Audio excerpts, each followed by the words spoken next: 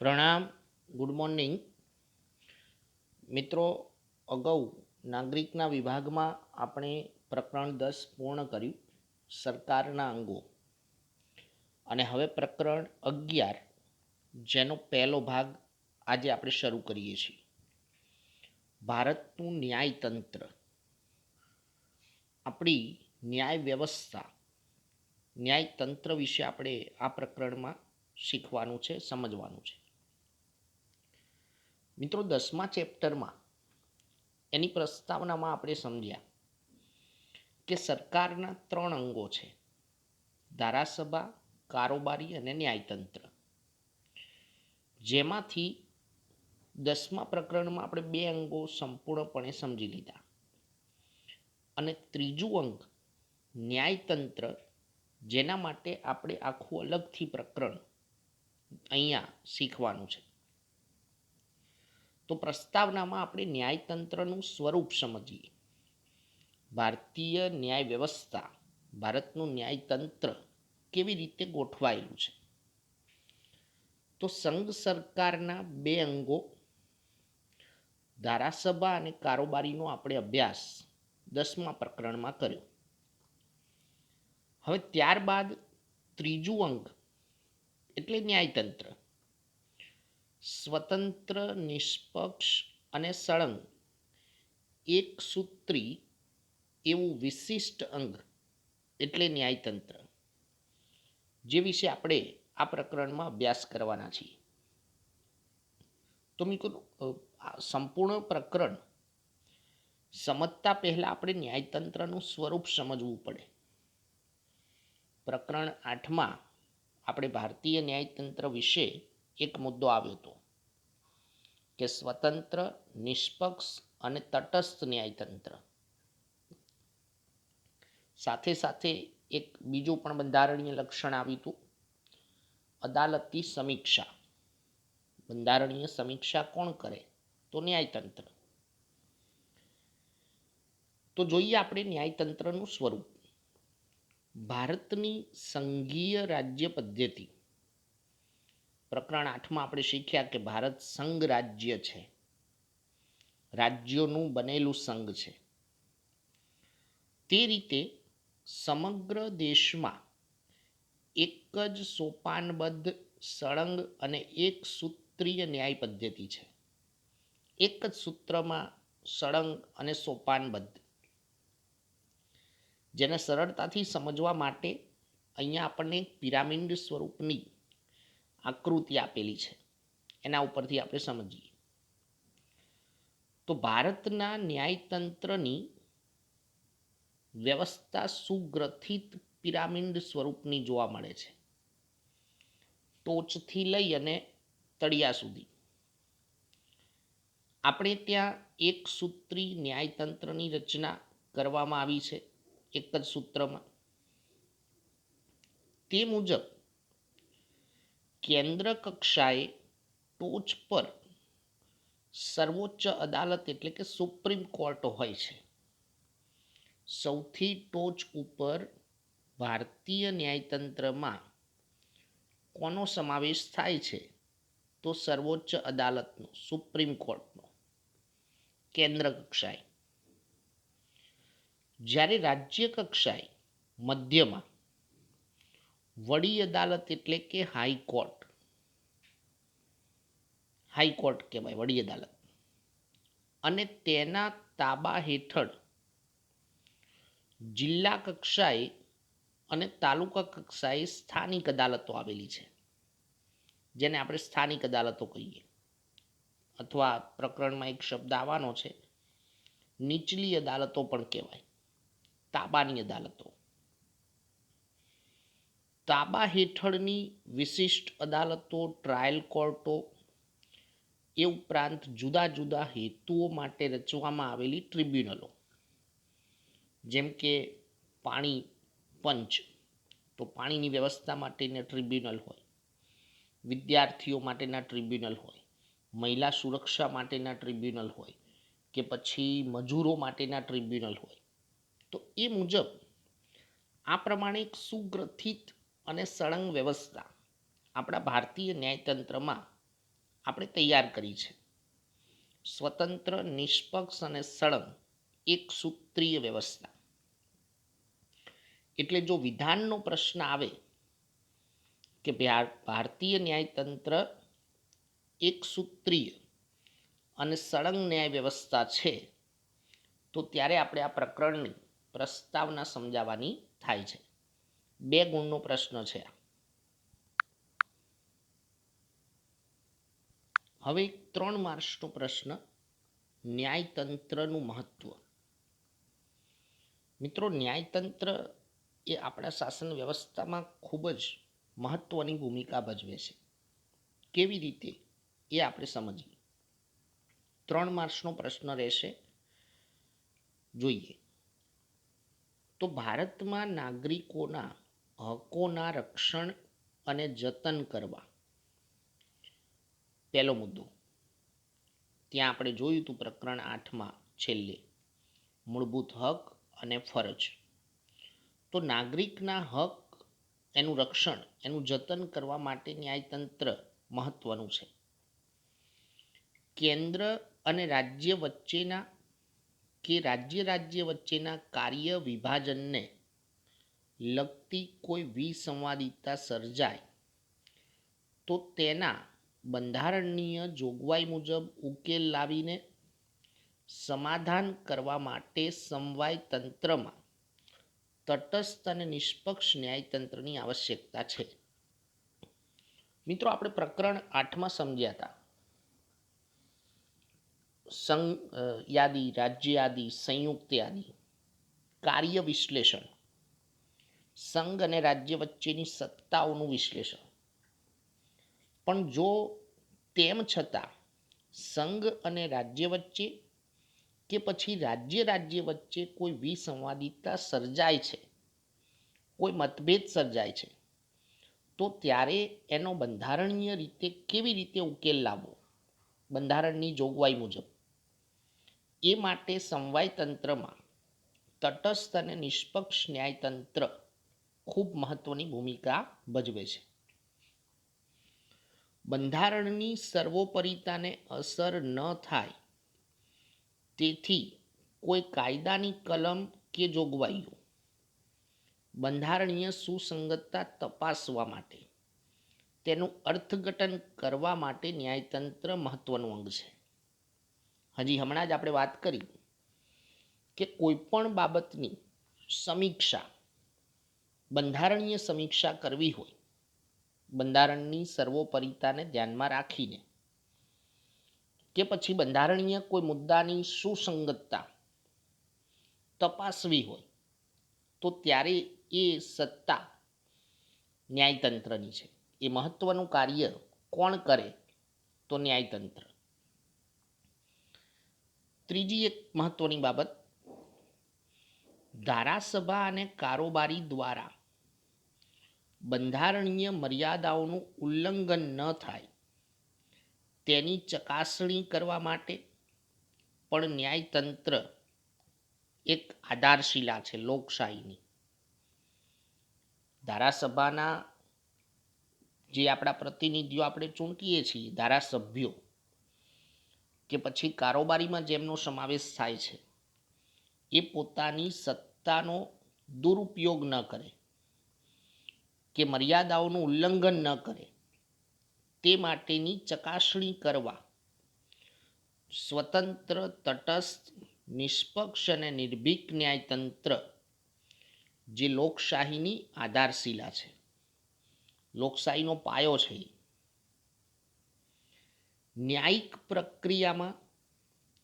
પ્રક્રિયામાં ક્ષતિ કે વિલંબ ન થાય, નાગરિકોને ઝડપી, સસ્તો અને સમાન ન્યાય મળે, તો જ બંધારણનો હેતુ સરે છે, એટલે કે હેતુ સિદ્ધ થાય છે. આ એની એક પૂર્વ શરત છે કે ન્યાયની પ્રક્રિયામાં કોઈ ક્ષતિ કે કોઈ વિલંબ ન સર્જાય, દરેક નાગરિકોને ઝડપી, સસ્તો, સમાન ન્યાય મળે, તો જ બંધારણનો હેતુ સિદ્ધ થઈ શકે. કારોબારી અને સજાગ ધારાસભા કારોબારી અને સજાગ ધારાસભા સક્રિય હોય તો ત્યાં ન્યાયતંત્ર સક્રિય રહે છે. મિત્રો, અહીંયા વાસ્તવિક પરિસ્થિતિ તમને જણાવી દઉં કે ન્યાયતંત્ર સક્રિય જ હોય.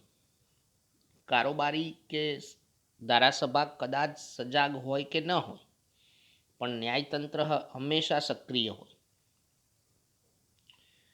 કેટલીક વખત કારોબારી અને વહીવટી કારોબારીની જો નિષ્ક્રિયતા હોય કે બેજવાબદારી પણ હોય તો તેના કારણે ધારાસભાની આપખુદશાહીના પરિણામે જાગ્રત અને નીડર, સ્વતંત્ર, નિષ્પક્ષ એવા ન્યાયતંત્રએ ન્યાયિક સક્રિયતા દર્શાવી છે. જો આવી પરિસ્થિતિ નિર્માણ થાય તો કારોબારી કે વહીવટી કારોબારી નિષ્ક્રિય હોય, બેજવાબદાર હોય, ધારાસભામાં આપણે ચૂંટેલા પ્રતિનિધિઓ આપખુદશાહી મતલબ કે સત્તાનો દુરુપયોગ કરતા હોય તો ત્યારે જાગ્રત, નીડર કે સ્વતંત્ર, નિષ્પક્ષ ન્યાયતંત્ર એમની સામે ન્યાયિક પ્રક્રિયા હાથ ધરી અને એમને અટકાવી શકે. એટલે આ બધી જ પરિસ્થિતિમાં ન્યાયતંત્રની ભૂમિકા એ લોકશાહીને જીવંત રાખવા માટે, લોકશાહીને સાચા અર્થમાં સફળ બનાવવા માટે એક આધારશિલા છે એમ કહી શકાય. એટલે જો સીધો પ્રશ્ન આવે કે ન્યાયતંત્રનું મહત્ત્વ સમજાવો, તો પણ આપણે આ મુદ્દાઓ રજૂ કરવાના થાય. અને જો પ્રશ્ન વિધાનવાળો હોય કે ન્યાયતંત્ર એ લોકશાહીની આધારશિલા છે, તો ત્યારે પણ આપણે આ જ ઉત્તર લખવાનો થાય છે. એટલે આ એક 3 માર્ક્સનો પ્રશ્ન આજના આપણા હોમવર્કમાં આપણે લખવાનો થશે. ઉપર જે વાત કરી કે સ્વતંત્ર અને સુગ્રથિત ન્યાયતંત્ર છે, તો એ પણ 2 ગુણનો પ્રશ્ન આજના હોમવર્કમાં આવશે.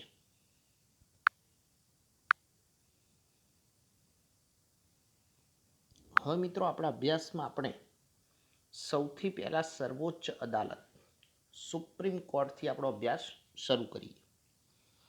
અગાઉ આપણે જે પ્રસ્તાવનામાં સમજ્યા એ પ્રમાણે આપણા ન્યાય વ્યવસ્થામાં સૌથી ટોચનું સ્થાન સર્વોચ્ચ અદાલતનું છે.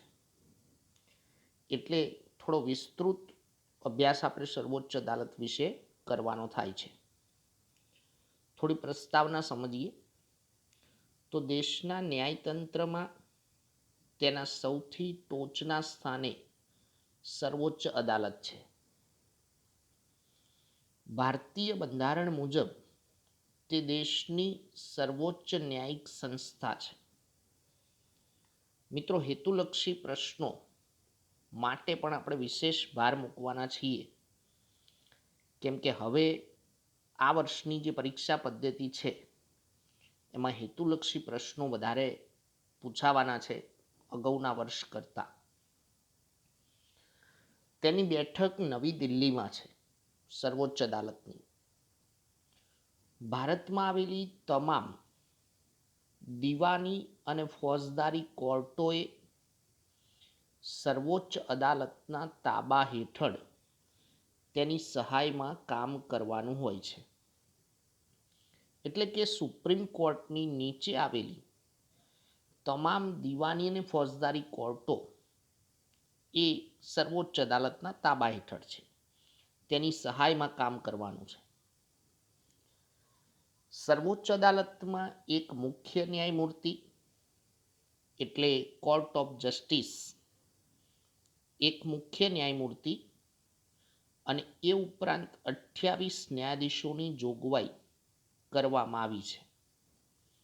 એટલે 1+28 આપણે યાદ રાખવાના. રાષ્ટ્રપતિ સર્વોચ્ચ અદાલતના ન્યાયાધીશોની નિમણૂક કરે છે. પ્રકરણ 10માં આપણે શીખ્યા સુપ્રીમ કોર્ટના ન્યાયાધીશોની નિમણૂક કરવાની સત્તા કોની છે? તો રાષ્ટ્રપતિની.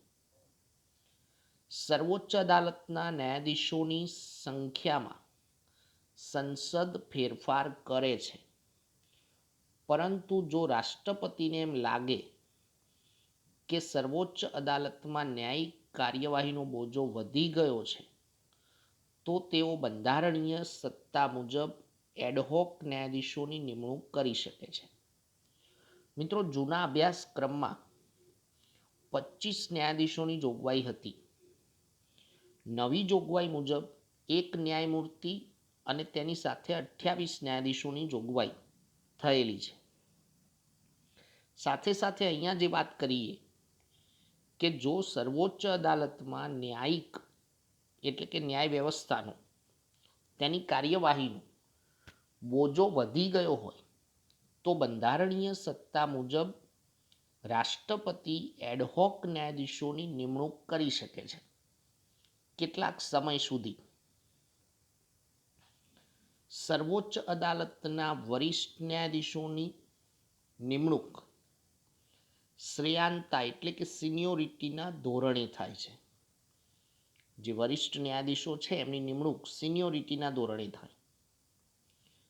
મુખ્ય ન્યાયમૂર્તિ સિવાયના અન્ય ન્યાયાધીશોની નિમણૂકમાં મુખ્ય ન્યાયમૂર્તિ અન્ય વરિષ્ઠ ન્યાયાધીશો સાથે હંમેશા ચર્ચા વિમર્શ કરીને કરવામાં આવે છે.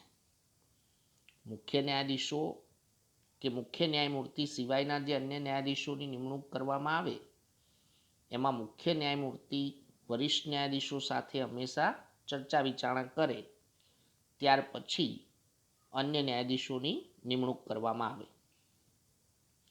એટલે મિત્રો, નિમણૂક આ પ્રમાણે થાય. સુપ્રીમ કોર્ટમાં મુખ્ય ન્યાયાધીશ અને અન્ય ન્યાયાધીશોની નિમણૂક આ રીતે હોય છે. હવે આપણે લાયકાત જોઈએ છીએ.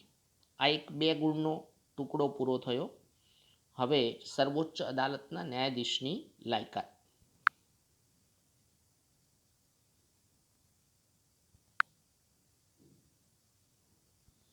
બે માર્ક્સનો પ્રશ્ન છે આ પણ. સર્વોચ્ચ અદાલતના ન્યાયાધીશની લાયકાત. જો નિમણૂક આવે તો પણ 2 માર્ક્સ હોય. મિત્રો, આ બધું સમજવું થોડું ડિફિકલ્ટ છે, પણ જો સારી રીતે સમજશો તો ખૂબ સરળતાથી યાદ રહી જશે. જોઈએ એક એક મુદ્દો. સર્વોચ્ચ અદાલતના ન્યાયાધીશ તરીકેની નિમણૂક પામનાર વ્યક્તિ. સૌથી પહેલું, ભારતની નાગરિક હોવી જોઈએ. તમે પ્રકરણ 10માં સમજ્યા.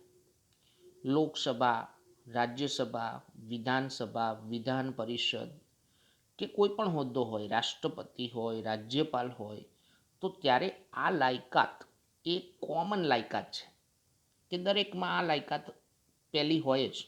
ભારતીય નાગરિક હોવા જોઈએ. બીજું કે ભારતની કોઈ પણ વડી અદાલતમાં ન્યાયાધીશ તરીકે ઓછામાં ઓછા 5 વર્ષ સુધીની સેવા બજાવી હોય. ધ્યાનથી સમજો, કેમ કે પ્રકરણની શરૂઆત છે એ બહુ અગત્યની છે. આપણે સુપ્રીમ કોર્ટના ન્યાયાધીશની લાયકાત સમજીએ છીએ, એટલે અનુભવ હંમેશા વડી અદાલતનો ધ્યાનમાં લેવાય. તો અહીંયા વડી અદાલતમાં ન્યાયાધીશ તરીકે ઓછામાં ઓછા 5 વર્ષ સુધી સેવા બજાવી હોય. ત્રીજું, અથવા કોઈ પણ વડી અદાલતમાં ઓછામાં ઓછા 10 વર્ષ સુધી વકીલ તરીકે એટલે કે વકીલાતનો અનુભવ ધરાવતા હોવા જોઈએ. આ બંનેમાંથી કોઈ એક 5 વર્ષ ન્યાયાધીશ તરીકેની ફરજ બજાવેલી હોવી જોઈએ, અથવા તો વડી અદાલતમાં ઓછામાં ઓછા 10 વર્ષ વકીલાતનો અનુભવ ધરાવતા હોવા જોઈએ. ચોથું, રાષ્ટ્રપતિના મત મુજબ તે નામાંકિત ન્યાયવિદ એટલે ન્યાય વિદ્વાન, પ્રસિદ્ધ કાયદાશાસ્ત્રી હોવા જોઈએ. કાયદાની સમીક્ષા કરી શકે એ માટે સક્ષમ હોવા જોઈએ. ને 5મી લાયકાત છે વયમર્યાદા. તે વ્યક્તિ 65 વર્ષ કે તે કરતાં વધુ ઉંમર ધરાવતી હોવી ન જોઈએ. એટલે કે એમની ઉંમર 65 વર્ષથી ઓછી હોવી જોઈએ. 65 વર્ષ કે તે કરતાં વધુ ઉંમર ધરાવતી ન હોવી જોઈએ, એટલે કે 65 વર્ષ કરતાં ઓછી. પ્રકરણ 10માં તમે એવું શીખતા હતા કે લોકસભાના સભ્ય હોય તો 25 વર્ષ કે તેનાથી વધુ, રાજ્યસભાના સભ્ય હોય તો 30 વર્ષ કે તેનાથી વધુ, રાષ્ટ્રપતિ હોય તો 35 વર્ષ કે તેનાથી વધુ. એમ અહીંયા 65 વર્ષ પણ એનાથી ઓછા, 65 વર્ષથી વધુ નહીં. તો મિત્રો, આજના તાસમાં આપણે ભારતીય ન્યાયતંત્રનું સ્વરૂપ સમજ્યા પ્રસ્તાવનામાં. ત્યાર પછી ન્યાયતંત્રનું મહત્વ, સર્વોચ્ચ અદાલતના ન્યાયાધીશોની નિમણૂક કેવી રીતે થાય છે અને સર્વોચ્ચ અદાલતના ન્યાયાધીશોની લાયકાત. તો આમાંથી જે પ્રશ્નો આપણે અંદર તમને સમજાવ્યા એ પ્રશ્નો આજે તમે હોમવર્ક માટે તમારી નોટબુકમાં લખશો. અસ્તુ, પ્રણામ.